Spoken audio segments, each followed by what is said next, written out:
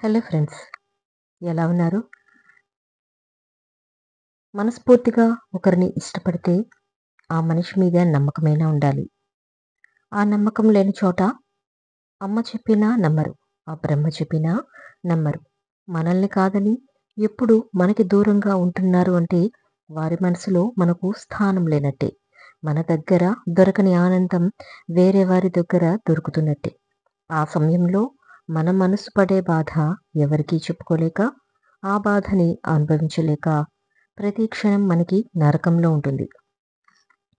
ప్రేమకి నమ్మకమే పునాది. ఎప్పుడైతే అనుమానం అనేది మొదలవుతుందో ఆ ప్రేమ అంతమైనట్టే. అందుకే తొందరపడి ఎవరికి మనసివ్వకూడదు. ఇచ్చాక వారి దూరమైన ప్రతిసారి ఆ నరకం అనుభవించే కంటే చావే మంచిదనిపిస్తుంది. కొంతమంది ప్రేమించిన వారి కోసం చావు అంచుల వరకు వెళ్ళి వచ్చినా వారిని, వారి ప్రేమను అర్థం చేసుకోకుండా నిత్యం అనుమానిస్తూనే ఉంటారు. ఇప్పటికైనా మారి వారి ప్రేమను అర్థం చేసుకోండి. నీ ప్రేమ నిజమైనదని నిరూపించుకోండి. అనుకోకుండా కొన్ని పరిచయాలు పెరుగుతాయి. అవి స్నేహంగా మారతాయి. అంతలోనే చిన్నపాటి తొందరపాటు వల్ల ఆ పరిచయాల మధ్య దూరం పెరుగుతుంది. తెలుసో తెలియకో మన వల్ల ఒకసారి ఇతరులు హర్ట్ అవుతారు. ఒక్కొక్కసారి దానికి మనం వివరణ ఇచ్చినా వారికి అర్థం కాకపోవచ్చు. ఆ సమయంలో మౌనం ఒకటే సమాధానం. అలా కాకుండా మాటికి మాట ఇస్తే దూరం పెరుగుతుంది. అందుకే ఎవరిని బాధ పెట్టద్దు. అసలైన ఒంటరితనం అంటే ఎలా ఉంటుందో తెలుసా? ఒకప్పుడు మనతో మంచిగా మాట్లాడి, మనతో అన్నీ చెప్పుకుంటూ, మార్నింగ్ లేచిన దగ్గర నుంచి రాత్రి పడుకునేదాకా మనమే ప్రపంచంగా ఉన్నవారు సడన్‌గా మనతో మాట్లాడడం మానేసి, మనం ఎవరో కూడా తెలియనట్టు బిహేవ్ చేస్తూ, వాళ్ళ లైఫ్‌లో వాళ్ళు హ్యాపీగా గడుపుతూ, ఇక్కడ మనం ప్రతి క్షణం వాళ్ళ గురించి ఆలోచిస్తూ, తినేటప్పుడు తను తింటున్నారనో, లేదా ఏం చేస్తున్నారో అని ఆలోచిస్తూ, మింగలేక, కక్కలేక నరకం కనిపిస్తుంది. పడుకునేటప్పుడు ఒకప్పుడు వాళ్ళతో మాట్లాడిన మాటలు, గడిపిన క్షణాలు గుర్తు చేసుకుంటూ, ఏడుస్తూ, రాత్రి దాటినా నిద్ర ఆపుకొని, నిద్ర రాక నిద్ర కోసం పడే తిప్పలు, నిద్ర పడితే సడన్‌గా మెలకువ వచ్చి, ఆ టైంలో మనం ప్రేమించిన వాళ్ళు గుర్తొచ్చి ఏడుస్తుంటే, ఒకవేళ ఏడిస్తే పక్కన పడుకున్న వాళ్ళు లేస్తారేమో అన్న భయంతో ఏడుపుని కంట్రోల్ చేసుకోవడానికి ట్రై చేస్తుంటే అసలైన ఒంటరితనం. అవునా? గలగలా మాట్లాడే గొంతు మూగపోయింది అంటే మనసుకి ఎవరు ఎంత గాయం చేసుంటారో. నవ్వుతూ పలకరించే మనిషి చలనం లేకుండా శూన్యంలోకి చూస్తూ ఆలోచిస్తున్నారంటే గుండెకి ఎన్ని గాయాలయుంటాయో. నలుగురితో కలిసి ఉంటే మనిషి ఒంటరిగా ఉంటున్నారంటే ఎన్ని అవమానాలు చవిచేసి ఉంటారో. అర్థం చేసుకోండి. నేను లేని చీకటి సమయంలో ఎవరు పనిచేస్తారని సూర్యుడు ప్రశ్నిస్తే విశ్వమంతా మౌనంగా ఉండిపోయింది.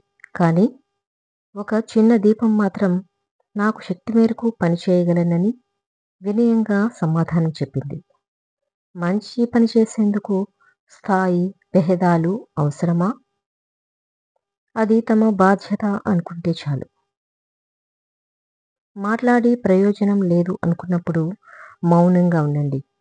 మీ మాటలకే విలువ ఇవ్వనప్పుడు వారికి దూరంగా ఉండండి. మనకి విలువ లేని చోట్ల మాట్లాడటం ఉన్న విలువను పోగొట్టుకోవడమే అవుతుంది.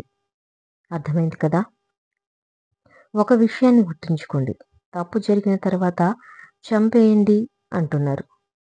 కానీ అసలు ఆ తప్పే జరగకుండా సమాజంలో ప్రతి ఒక్కరూ తమ తమ బాధ్యతని తాము నిర్వహిస్తున్నారా?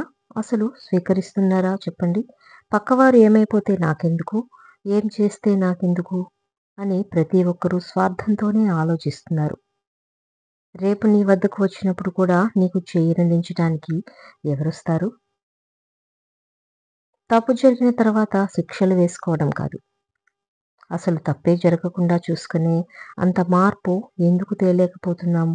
ప్రతి ఒక్కరూ మంచి మార్గాన కలిసికట్టుగా సానుకూల ప్రభావాన్ని ప్రతి ఒక్క మనసులో పిల్లలపై, విద్యార్థులపై తల్లిదండ్రులు, గురువులు, సమాజంలో బాధ్యత గల ప్రతి పౌరుడు చూసుకున్నప్పుడు ఎందుకు తప్పు జరుగుతుంది? కొన్ని లక్షల పరిచయాలు ఉండొచ్చు. కొన్ని వేల స్నేహాలు ఉండొచ్చు. కొన్ని వందల బంధాలు ఉండొచ్చు. పదులలో ప్రాణబంధాలు ఉండొచ్చు. ఒక్కరు మాత్రమే ఉంటారు. ఆ ఒక్కరు నీ హృదయంలో కొలువై ఉంటారు. హృదయంలో ఉన్నవారు నీ జీవితంలో నీ పక్కన లేకపోతే మిగిలినదంతా శూన్యమే. ఎన్ని ఉన్నా, ఎంత ఆస్తి ఉన్నా నీ మనసంతా నిరాశే తప్ప ఆనందం అనేది నీ జీవిత అంచుల్లో కూడా కనబడదు. అదే ప్రేమకు ఉన్న విలువ. ప్రతి బంధంలో ప్రేమ ఉంటుంది. నీ హృదయంలో దాచుకున్న ప్రేమకు మాత్రమే అంత విలువ ఉంటుంది. పుట్టుక మాత్రమే తెలిసిన ప్రేమకు చావు అసలు తెలియదు. ఒకరికి మనం అక్కర్లేదు అన్నప్పుడు మనం చేసే ప్రతి పనిలో కూడా తప్పులు వెతుకుతారు.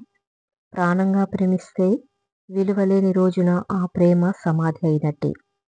మన మీద మన మాట మీద నమ్మకం లేదని తెలిసిన రోజున మనం చచ్చినట్టే లెక్క.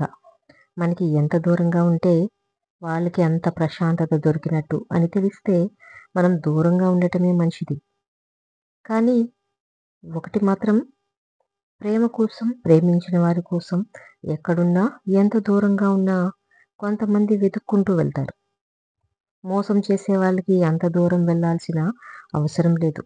వారి కోసం అన్ని ఇబ్బందులు పడాల్సిన అవసరం లేదు. మనతో ఉన్నవాళ్ళు మోసం చేస్తున్నారని అందరూ అలాగే ఉంటారు అనుకోవడం పొరపాటు. ఇప్పటికైనా నిజమైన ప్రేమను నమ్మండి. లేకుంటే నీకంటే మూర్ఖులు మరొకరుండరు. ఒక చిన్న మొక్కను ఒక చెట్టుగా మార్చడానికి ఎంతో కష్టపడాలి. అలాంటిది మోరడంత ఉన్న పసికందును చెట్టంత మనిషిగా ఎదిగేంత వరకు పెంచాలి. అది అంత తేలిక కాదు. ప్రేమగా చూసుకోవడం, పద్ధతిగా పెంచడం, బాధ్యతగా చదివించడం ఇవే పిల్లలు కన్నవారి నుంచి కోరవలసినవి.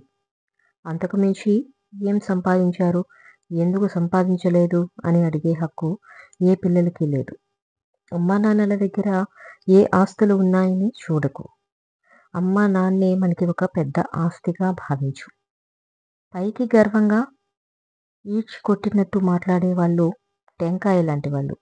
బయటికి గట్టిగా ఉన్నా లోపల చాలా సాఫ్ట్‌గా ఉంటారు. కానీ మౌనంగా ఉండేవారితో మాత్రం చాలా జాగ్రత్తగా ఉండాలి. అర్థమైంది కదా! ఒంటరితనం బంధాల్ని కోరుకుంటుంది. ఎంత భారమైనా సరే భరిస్తానని అంటుంది. బంధాలన్నింటినీ కూడా కలుపుకుంటుంది. బాధ్యతలన్నీ ఒకసారిగా మీద పడ్డాయి. కొన్ని రోజులు ఇష్టంగా భరించింది. ఆ తర్వాత కష్టాలు మొదలయ్యాయి. బ్రతుకు భారమైంది. చెయ్యందించే తోడు ఒకటే లేదు. ఏమైనా అంటే కావాలి అనుకున్నావుగా భరించు అని వెక్కిరిస్తున్నాయి ఆ బంధాలు. ఒక్కొక్కటి భారాలు దించుకోవటం మొదలుపెట్టింది. అలా మొత్తం భారాన్ని దించేసుకుంది. ఆ మనసుకి అప్పుడు అర్థమైంది, మనం కావాలని వెళ్ళకూడదు. మనల్ని కావాలని వచ్చిన వాళ్ళని వదలకూడదు. మన అని మనం అనుకుంటే సరిపోదు.